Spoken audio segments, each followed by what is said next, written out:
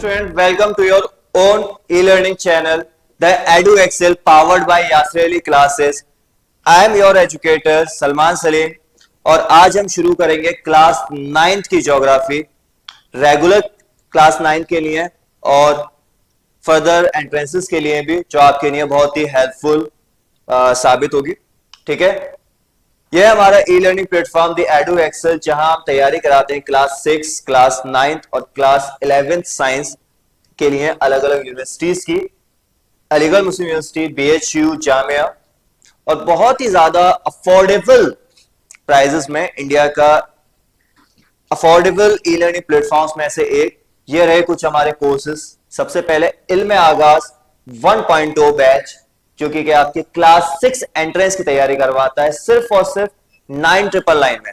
जी हां, ये सिर्फ 9,999 में, सिर्फ 1000 में इसमें आपको पूरी क्लास 6 एंट्रेंस की तैयारी कराई जाएगी ऑनलाइन।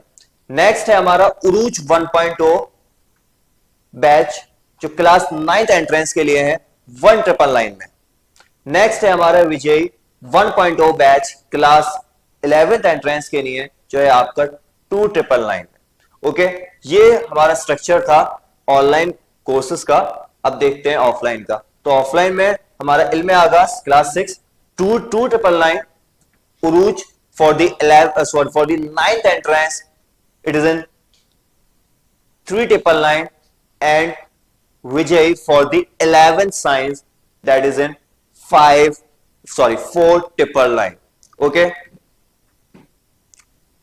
बहुत ही famous personality, the founder of Aligarh Muslim university, ठीक है, सर सैयद साहब, इन्हीं की देन है जो आज अलीगढ़ मुस्लिम यूनिवर्सिटी पूरी इंडिया में इल्म को, एजुकेशन को, नॉलेज को स्प्रेड कर रहा है। और काफी बड़ी पर्सनालिटीज इनके इदारे से, यूनिवर्सिटी से निकले हैं। ये small introduction about me you can see here.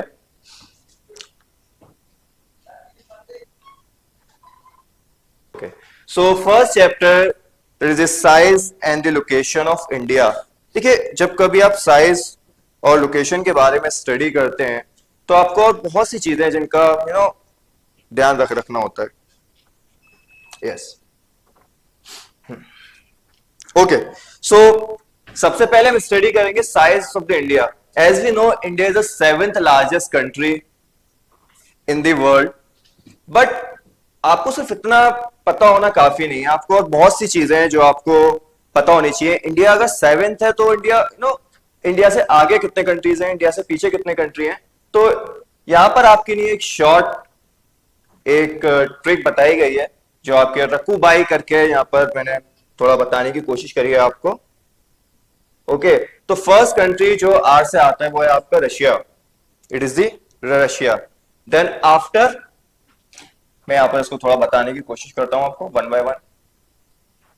The first country is Russia, largest country in the world, and the second is the Canada in terms of area. यहां पर इन टर्म्स ऑफ एरिया की बात हो रही है, यहां पर बात नहीं हो रही है population wise.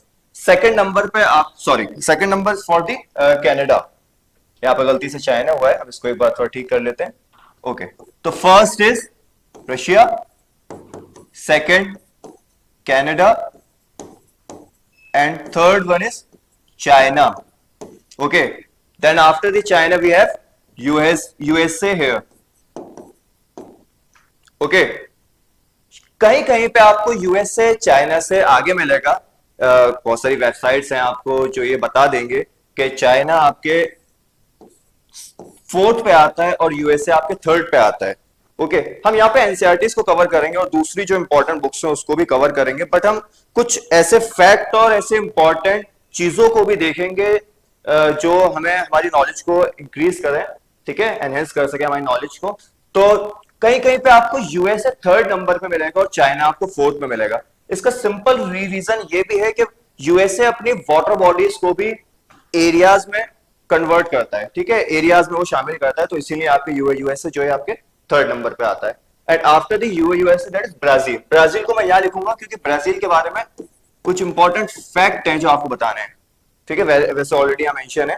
Brazil is the fifth country in terms of area and as well as in terms of population.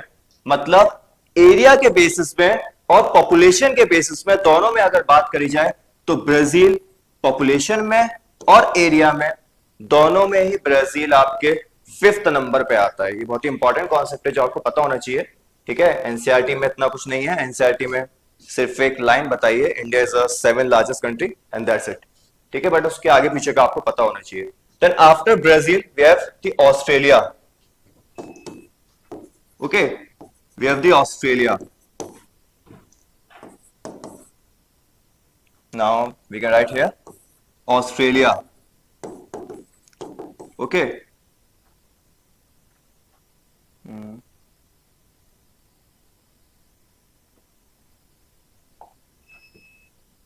Australia. Okay, minus spelling mistake. Then after Australia, the 7th place, India. और India के बाद भी अगर कोई आपसे पूछे कि 8th largest country कौन सी है, तो आप सिंपली बता सकते हैं Argentina. It is the Argentina. Okay, तो ये हमारे 7 कंट्री थे और 8 कंट्री मैंने आपको बताया अर्जेंटीना। ठीक है, ऑलरेडी यहां पर मेंशन है Russia is the largest country in the world. Brazil is the only country which is on 5th place in terms of population and area as well. And after this जो हम size के लिए देखेंगे India में, India पूरी दुनिया का 2.4% area cover करता है। ये कुछ फैक्ट्स है जो मैं आपको बताता हूं एक ही टेबल पर। ठीक है, दूसरे स्लाइड से मैं आपको बताता हूं।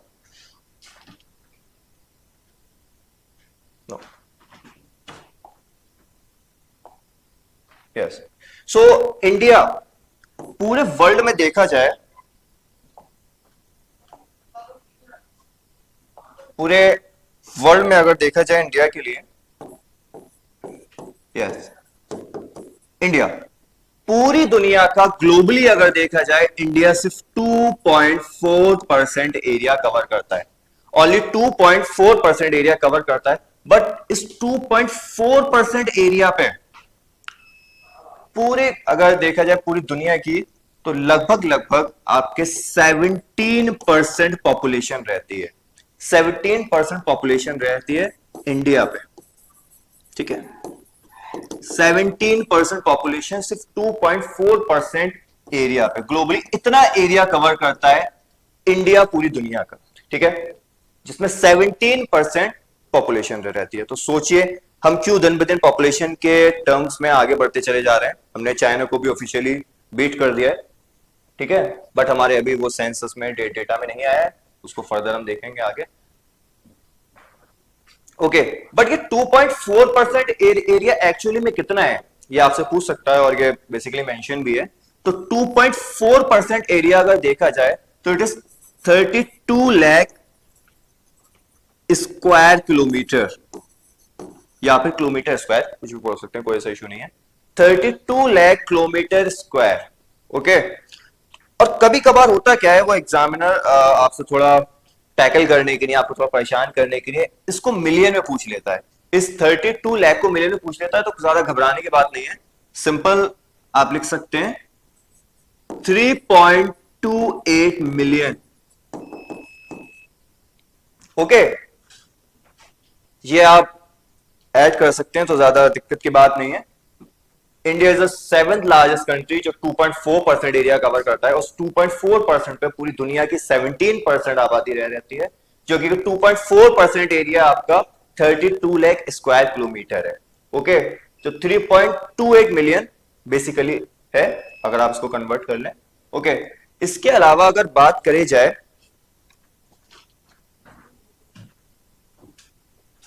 साइज में, तो इंडिया पॉपुलेशन के टर्म में सेकंड नंबर पे आता है अकॉर्डिंग टू द सेंसस 2011। अब कुछ लोग ये भी कहेंगे कि इंडिया आपके फर्स्ट नंबर पे आ चुका है, हम लोग न्यूज में और या फिर दूसरी जगहों पे हमने देखा है ना। बट उसके पीछे भी एक फैक्ट है जो मैं आपको बता देता हूं अभी। देखिए, India in terms of population, India in terms of population दो तरीके से हम इसको देखेंगे। एक देखेंगे according to our books NCERT और दूसरी बुक्स, और हम देखेंगे करंट अफेयर्स के हिसाब से, क्योंकि कुछ ऐसी चीजें जो मैं आपको थोड़ा एक्स्ट्रा भी बताऊंगा जो आपकी नॉलेज को एनहेंस करेंगे, और कॉम्पिटिटिव वे में आपको वो चीजें आनी चाहिए। आप जब भी चीजों को बीट कर सकते हैं जब आपके पास थोड़ी चीजों को लेकर थोड़ी एक्स्ट्रा नॉलेज रहेगी, और आप बहुत अच्छा रिजल्ट स्कोर जो भी कुछ आप कह सकें वो आप कर पाएंगे। ठीक है, तो सबसे पहले बात करते हैं अकॉर्डिंग टू बुक्स जो हमारी बेसिकली चलती है 2011 के सेंसस के हिसाब से। सेंसस क्या होता है? Census basically official counting of people होती है जो गवर्नमेंट की एक ऑर्गेनाइजेशन करवाती है, जिसे आप एनएसएसओ भी कहते हैं। ठीक है, ये मैं बता देता हूं व्हाट इज सेंसस, क्योंकि सेंसस बेसिकली एक अलग से चैप्टर टॉपिक आएगा आपके क्लास 9th में पॉपुलेशन, तो उसमें हम देखेंगे, बट मैं आपको थोड़ा बता देता हूं। सेंसस बेसिकली आपका ऑफिशियल काउंटिंग ऑफ पीपल होता है, ऑफिशियल काउंटिंग ऑफ पीपल, और जो बेसिकली कौन कंडक्ट करवाता है? कंडक्ट करवाता है आपका NSSO, national sample survey organisation. ये गवर्नमेंट की एक बॉडी होती है जो सेंसस को हेल्ड करवाते हैं हर 10 साल बाद। ये भी इंपॉर्टेंट चीज है, सेंसस हर 10 साल बाद होता है। ठीक है, सबसे लेटेस्ट सेंसस जो हमारे पास इस वक्त मौजूद है वो है हमारे 2011 का। ओके, ये हमारे पास लेटेस्ट सेंसस क्यों है? तो ये हमें पता होना चाहिए कि इसके बाद जो, जैसे मैंने अभी आपको बताया कि सेंसस हमेशा हर 10 साल बाद होता है, तो अगला जो सेंसस होने वाला था वो 2021 में होने वाला था, बट ड्यू टू कोविड वो नहीं हो पाया, तो इसीलिए हमारा जो लेटेस्ट सेंसस है वो है 2011 का। तो इसी के हिसाब से जितने भी डेटा है हम लोग पढ़ेंगे, और जितने भी बुक्स हैं हमारे उसमें ये मिलेगा आपको। तो according to 2011 census, India is on the second place. India is on the second place in terms of population. Area में तो बेटा हमने ये देखा कि इंडिया आपके 7th लार्जेस्ट कंट्री है, और 7th लार्जेस्ट कंट्री कैसे है? उससे पहले 6 कंट्री कौन से हैं, उसके बाद वाला कंट्री कौन सा है, ये भी हमने देखा। ठीक है, लेकिन इन टर्म्स ऑफ अगर पॉपुलेशन देखा जाए तो India is the second largest country according to 2011 census. Okay, second place पे आता है पूरे वर्ल्ड में, जो बेसिकली आपके कितना पॉपुलेशन को कवर करता है? 121 करोड़। ठीक है, 121 करोड़ आबादी 2011 के सेंसस के हिसाब से है, जो कि हमें सेकंड पोजीशन पे रखता है। अब देखते हैं करंट अफेयर्स के हिसाब से। अब देखते हैं करंट अफेयर्स के हिसाब से। तो करंट अफेयर्स में सबसे ऑथेंटिक चीज जो है, सबसे ऑथेंटिक डेटा जो हमें मिल सकता है वो हमें मिलता है यूएन से, यूनाइटेड नेशन से। ओके, यूनाइटेड नेशन से। तो अकॉर्डिंग टू यूनाइटेड नेशन, और यूनाइटेड नेशंस में भी किसके हिसाब से? वर्ल्डोमीटर, वर्ल्डोमीटर के हिसाब से। वर्ल्डोमीटर के हिसाब से India is on the first place. India China को बीट कर चुका है आबादी के टर्म्स में, पॉपुलेशन के टर्म्स में। India is on the first place, India is on the first place. Okay, अगर सेंसस होता 2021 का, वैसे भी 2-3 साल आगे बढ़ चुके हैं, 23 में हम लोग हैं इस वक्त, तो हम लोग वैसे बीट कर चुके होते। ठीक है, बट वो इनडायरेक्टली अभी हम कर चुके हैं, और ऑलरेडी यूएन ने बता दिया है कि इंडिया ने चाइना को बीट कर दिया है, तो ये भी आपको जानना बहुत जरूरी था। ओके, ये आप देख सकते हैं यहाँ पर, according to current affairs United Nations के वर्ल्डोमीटर के हिसाब से इंडिया फर्स्ट प्लेस पे आ चुका है इन टर्म्स ऑफ पॉपुलेशन। ओके, चलिए नेक्स्ट। ऑलरेडी एक और इंपॉर्टेंट चीज जो मैं आपको बता दूं, किसी किसी बुक में ये 17% जो पॉपुलेशन है पूरी दुनिया की, इसको कहीं कहीं 17.5, 17.6 और 17.8 भी दिखाते हैं, तो घबराने की बात नहीं है, 17 से 18% के बीच में रहेगा। आप अलग अलग सोर्सेज से भी चीजों को देखते हैं तो थोड़ा थोड़ा डेटा में फर्क होता है, but it is authentic, fully NCERT based आपका ये डेटा है जो आपको बिल्कुल एक्यूरेट नॉलेज देगा। Okay, in terms of area बात करा जाए तो कौन से ऐसे स्टेट्स हैं जो सबसे छोटा और सबसे बड़ा है? तो we have the Rajasthan. Rajasthan in terms of area largest country है इंडिया का, और इन टर्म्स ऑफ एरिया देखा जाए तो गोवा सबसे छोटा स्टेट है। गोवा सबसे छोटा स्टेट है। बट राजस्थान के बारे में एक इंपॉर्टेंट पॉइंट और बता दें, राजस्थान में पूरे इंडिया का सिर्फ 5.5% आबादी रह रहती है। सोचिए, इतना बड़ा स्टेट होकर पूरे इंडिया का सबसे लार्जेस्ट स्टेट होकर भी 5.5% आबादी रह रहती है, जो कि बेसिकली आप कह सकते हैं लैक ऑफ रिसोर्सेज की वजह से यहाँ पर आबादी कम है, क्योंकि इतना अच्छा वाटर नहीं है, ड्रेनेज सिस्टम इतना नहीं है, एग्रीकल्चरल लैंड नहीं है, फर्टाइल सॉइल नहीं है, बहुत सी ऐसी चीजें हैं जहाँ पे जिसकी वजह से राजस्थान में कम आबादी रहती है, सिर्फ 5.5% रह जाती है। सेम अगर पॉपुलेशन के टर्म्स में देखा जाए, देखा जाए तो सबसे लार्जेस्ट स्टेट जो है, जहां पे सबसे ज्यादा हमारी आबादी रहती है, तो वो है यूपी। ओके। और सबसे स्मॉलेस्ट देखा जाए पॉपुलेशन के टर्म में, तो वो है हमारा Sikkim. Okay, Sikkim. After that, yes, India has a land boundary of about 15,200 kilometre. अगर पूरी लैंड बाउंड्री निकाली जाए इंडिया की, अभी मैं दिखा देता हूं आपको दूसरे स्लाइड में, अगर पूरी बाउंड्री निकाली जाए इंडिया की लैंड बाउंड्री, तो वो आपके 15,200 किलोमीटर की रहेगी। ओके। इसके अलावा कोस्ट लाइन में भी मैं आपको फैक्ट बताऊंगा। टोटल कोस्ट लाइन जो इंडिया की है, आप यहां से देख सकते हैं, जो गुजरात से शुरू होती है और आपके वेस्ट बंगाल तक जाती है, तो टोटल कोस्ट लाइन जो है इंडिया की, वो है आपके 7,516.5 किलोमीटर, इंक्लूडिंग आइलैंड्स। अगर हम आइलैंड्स को भी इंक्लूड कर देंगे, जो मैं आपको अभी दिखाता हूं, ठीक है, if you have a proper map, अगर नहीं है तो मैं आपको बता देता हूं अभी। अगर हम आइलैंड्स को भी इंक्लूड करते हैं, तो हमारी टोटल कोस्ट लाइन, तट रेखा जिसे हम बोलते हैं हिंदी में, वो है 7,516.5 किलोमीटर। अगर आइलैंड्स को हटा दिया जाए, क्योंकि ये देखिए, यहां से हम शुरुआत करेंगे गुजरात से लेकर आपके वेस्ट बंगाल तक, तो यहां तक जो लैंड बाउंड्री है उसमें जो कोस्टल लाइन है उसमें आपके आइलैंड्स इंक्लूड नहीं है। ठीक है, तो इसीलिए ये जो मार्कर का है यस, इसीलिए अगर हम शुरू करें गुजरात से लेकर यहां वेस्ट बंगाल तक, तो टोटल कोस्ट लाइन जो है इंडिया की, टोटल कोस्ट लाइन वो है आपके 6100 किलोमीटर। 6100 किलोमीटर। अगर हम आइलैंड्स को भी इंक्लूड करते हैं, मींस यहां पे हमारे लक्षद्वीप है और यहां पे हमारे अंडमान निकोबार है, अगर इनकी कोस्ट लाइन को भी इंक्लूड कर दिया जाए तो वो अप्रोक्सीमेट पहुंच जाता है 7500 किलोमीटर। ठीक है, तो ये आपको एक इंपॉर्टेंट बात थी जो पता होनी चाहिए इंडिया के बारे में। Okay, yes. 17 Indian states have international boundaries. 17 ऐसे स्टेट्स हैं, 17 ऐसे राज्य हैं जो इंटरनेशनल बॉर्डर बनाते हैं दूसरी हमारे पड़ोसी मुल्कों के साथ। ठीक है, चलिए, तो ये था हमारा साइज के बारे में। बहुत सारी चीजें हमने डिस्कस करी।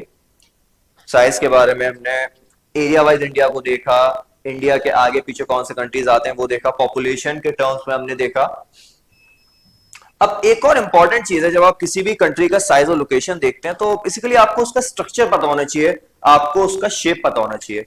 तो what is the shape of India? India किस शेप का एक कंट्री है जो आपको पता होना चाहिए। तो बेसिकली अगर देखा जाए इंडिया का, मैं आपको मैप दिखाऊं तो रफली it is like triangular. It is in triangular shape as you can see here. India is a triangular shape from the southern part, from here.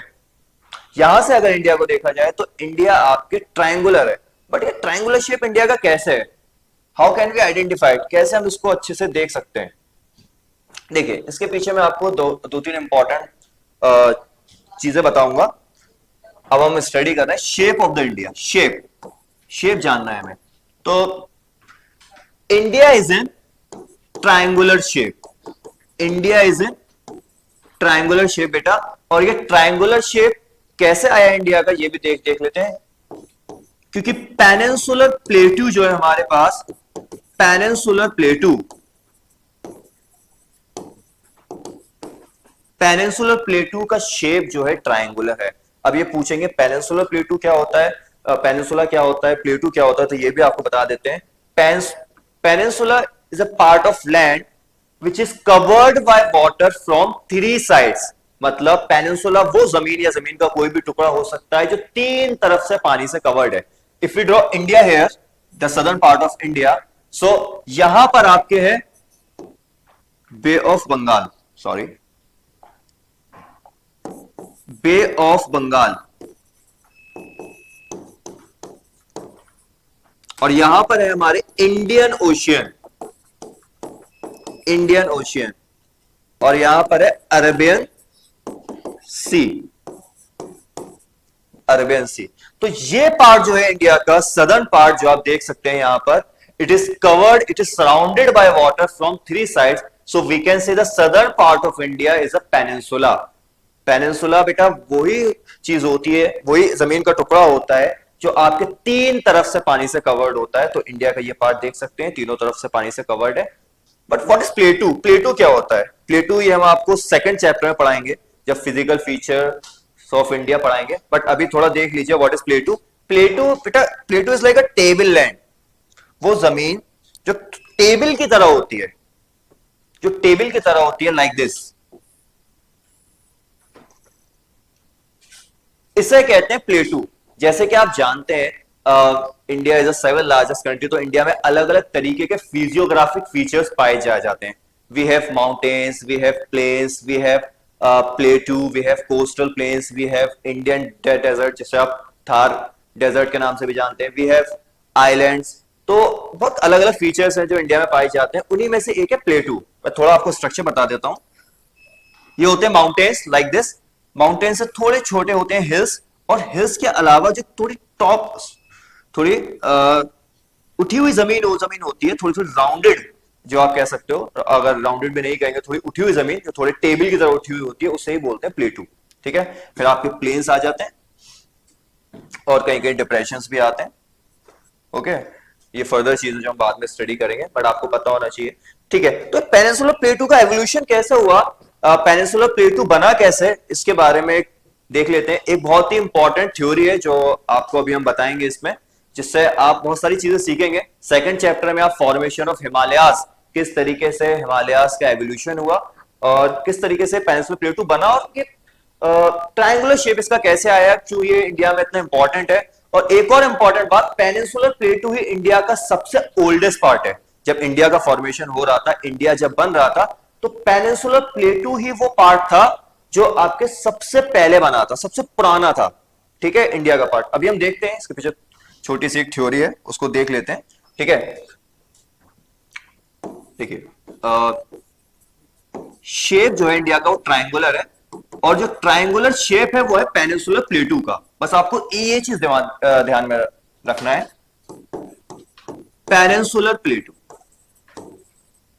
Peninsular प्लेटू, peninsular प्लेटू।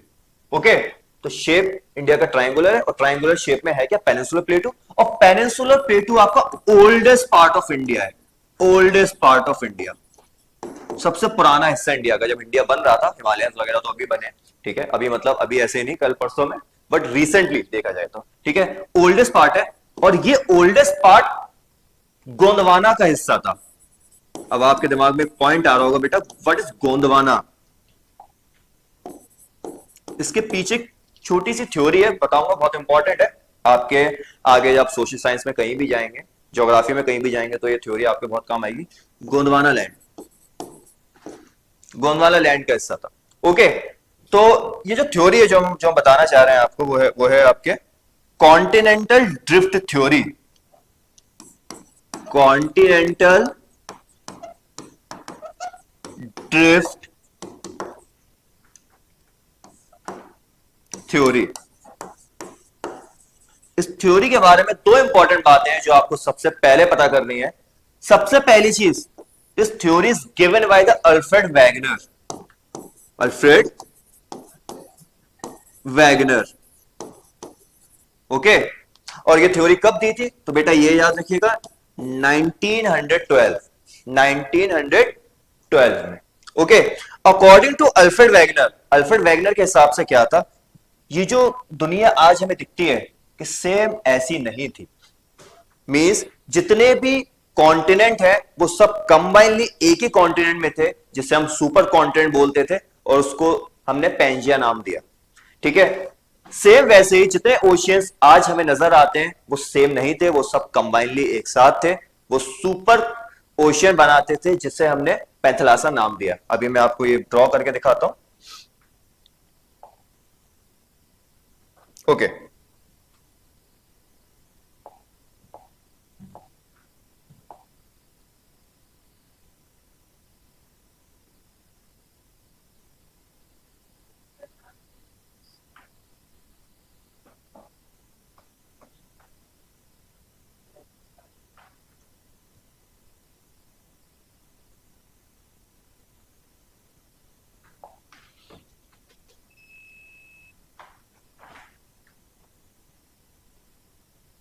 Yes, so सबसे पहले according to Wagner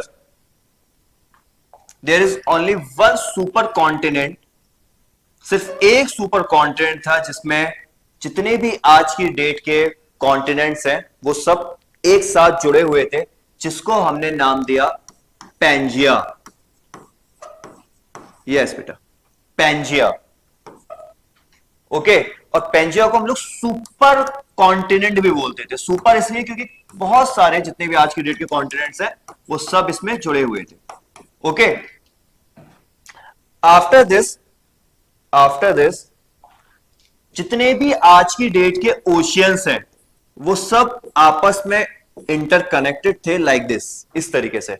और वो पूरे तरीके से Pangaea के चारों चारों चारों तरफ थे, और इसको हमने नाम दिया था पैंथलासा, पैंथलासा, ओके।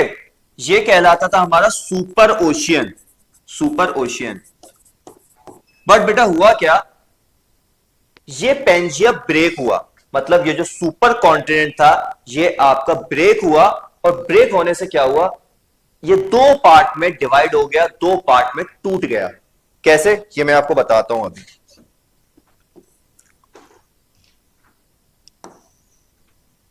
इस तरीके से, कुछ लाइक दिस, रफली मैं बना रहा हूं यहां पर। इस तरीके से आपके ये जो पेंजिया था ये दो पार्ट में टूट गया, डिवाइड हो गया। ऊपर वाले हिस्से को हमने बोला लोरेशिया, लोरेशिया बेटा। और इसको दूसरा नाम भी हमने दिया अंगारा लैंड, अंगारा लैंड, ओके। दोनों नाम कोई भी आ जाए आपको याद होना चाहिए। और नीचे वाला जो हिस्सा ब्रेक हुआ उसको हमने एक नाम दिया गोंडवाना, गोंडवाना लैंड। और गोंडवाना लैंड से ही बेसिकली इंडिया का जो साउथ वाला हिस्सा है, जो पेनिनसुलर प्लेटू वाला हिस्सा है, वो निकल करके आया, ओके। अभी मैं बताऊंगा किस तरीके से उसका बाइफर्केशन हुआ, ठीक है। अलग अलग कॉन्टिनेंट्स से कैसे इंडिया निकल करके आया वो अभी हम देखेंगे। तो इंडिया बेसिकली गोंडवाना लैंड का हिस्सा था जो पेंजिया के दूसरे टुकड़े से बना, ठीक है। अब जाहिर सी बात है चारों तरफ इसके पानी है, जब बीच में कोई गैप आएगा तो वहां पे पानी फिल हो जाएगा। तो यहां पर बेटा, यहां पर इस जगह पे एक सी बना, एक सी बना, उस सी को हमने नाम दिया तैथिस सी, उस सी को हमने नाम दिया तैथिस सी।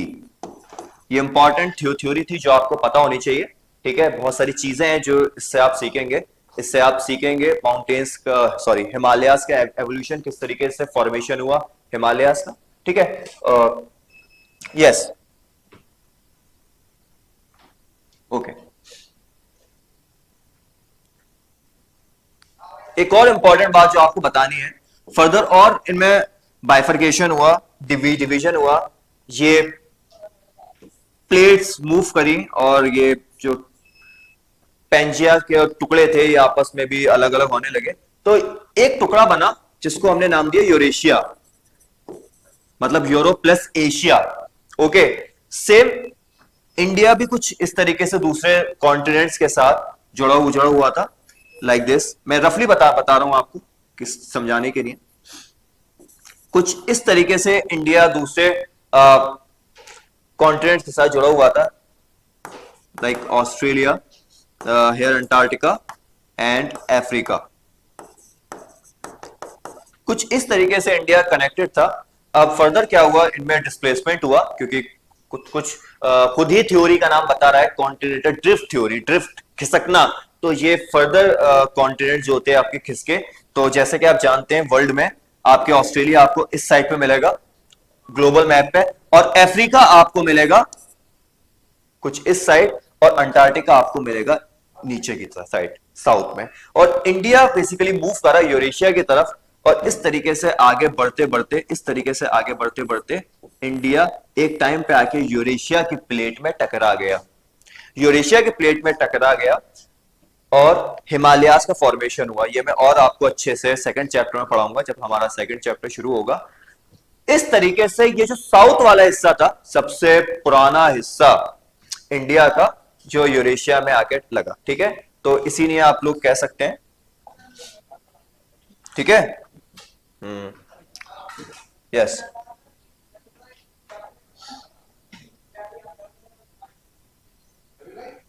यस। तो ये है, जरा देख लेते हैं हम लोग इसको। Yes, India is triangular country India, because it has a peninsular plateau है, which is the ancient part of India, ancient मतलब सबसे पुराना हिस्सा अगर इंडिया का देखा जाए तो बेटा वो आपके पेनिनसुलर प्लेटू ही है। It was the part of Gondwana land का पार्ट है, जो मैंने अभी आपको बताया। जब पेंजिया ब्रेकडाउन हुआ तो पेंजिया का ऊपर वाला हिस्सा लोरेशिया बना, नीचे वाला हिस्से को हमने नाम दिया गोंडवाना लैंड, और वहीं से निकल कर आया आपका peninsular plateau. Its cover a major part of India, it covers a major part of India. देख सकते हैं आप किस तरीके से एक बड़ा मेजर पार्ट आपके कवर करता है इंडिया का।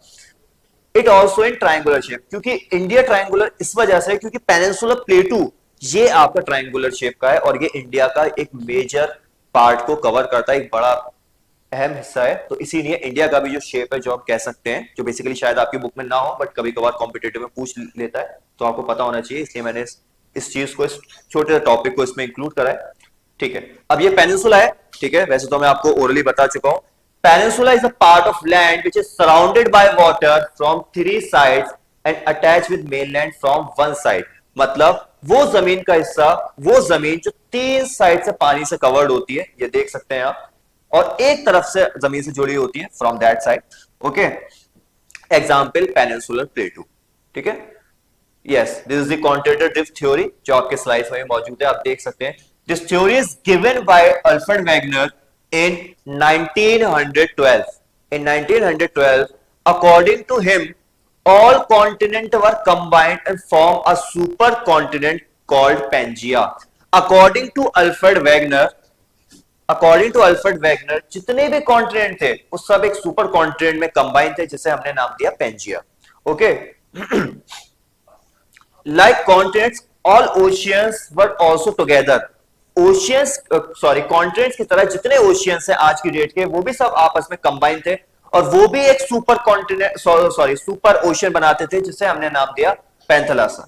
ड्यू टू सम फोर्सेस, कुछ फोर्सेस लगे, ये अभी आपके लिए इतना इंपॉर्टेंट नहीं है, ठीक है, जिसकी वजह से ये कॉन्टिनेंट्स जो है मूव होना शुरू हुए, और आज की डेट के जो 7 कॉन्टिनेंट्स है, जो जो आज हमें नजर आते हैं, ये फॉर्मेशन हुआ। ठीक है, इसके पीछे और बहुत सी चीजें हैं,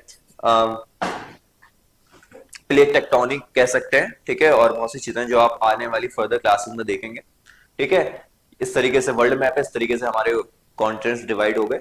ठीक है, इंडिया ऊपर की तरफ चला गया, ऑस्ट्रेलिया इधर, अफ्रीका इधर, एंड एंटार्क्टिका इस तरीके से, जो मैंने आपको भी बताया। तो it was all about the size of India, ये हमने साइज के बारे में पढ़ा। ठीक है, और अब हम अपने आने वाले लेक्चर में लोकेशन भी देखेंगे इंडिया की, where is the location of India. Okay, thank you so much.